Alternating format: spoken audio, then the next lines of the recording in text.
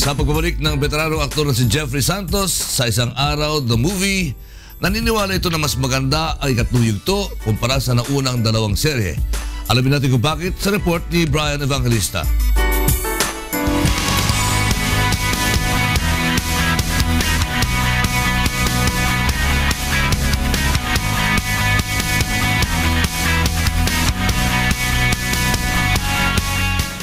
Bukod sa espesyal ang mga artistang nagsiganap dito sa Isang Araw, ikatlong yugto, piling-pili din ang location shooting ng pelikula. Dahil mula sa Tagaytay, nandito kami ngayon sa napakagandang tanawin ng Batangas.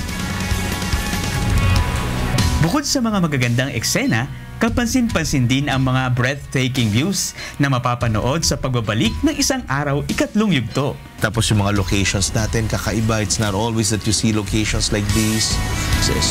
Kung paano nakita itong nag-iisang lugar na to sa inilaki-laki ng lugar na to. may ganung aspeto. Ang batikang aktor na si Jeffrey Santos ay kasama din sa part 2 ng pelikula. At ngayon ay magbabalik siyang muli bilang si Governor Angelo San Diego. Aniya, kitang-kita ang potensyal ng Isang Araw the movie na makipagsabayan sa mga pelikulang ipinalalabas sa loob at maging sa labas ng bansa. Sabi ko, wow, CGIs, and then yung bilis ng editing, cut-through technology used to edit the movie. Sabi ko, wow, grabe yung budget na ginugol dito ni Kuya Daniel at saka yung dedikasyon ba. Samantala, madaragdag naman sa line-up ng star-studded film na ito si Andrew Schimmer, na gaganap bilang anak ni Governor Angelo.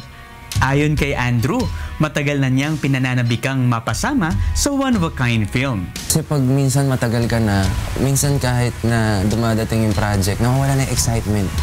Lalo na pagka paulit-ulit yung ginagawa mo, paulit-ulit yung genre, paulit-ulit yung roles. Etong project na to, in fairness, grabe excitement nito. So it's a must na mapanood siya ng tao sa ganitong pagkakataon, sa ganitong sitwasyon ng mundo ngayon. Nagpapasalamat naman si Andrew na makabahagi sa advocacy film na may puso para sa manonood. Alam mo yun, parang something new, something different. Yung pag napanood mo, alam mo, hindi ka lang proud na kasama ka or ginawa mo. Proud ka na may matututunan yung taong nanonood. May lesson, di ba? Kaya isama ang buong pamilya sa darating na Nobyembre sa natatanging pelikula na hinahangaan maging sa ibayong dagat. And I was blessed enough na isinama niya ako sa abroad premieres natin like Hong Kong and Singapore. And yung nakita kong reaksyon ng tao, yung pagtanggap sa kanya, if they enjoyed part 2, they will ask for more ng part 3. Brian Evangelista, UNTV News and Rescue, Philippines.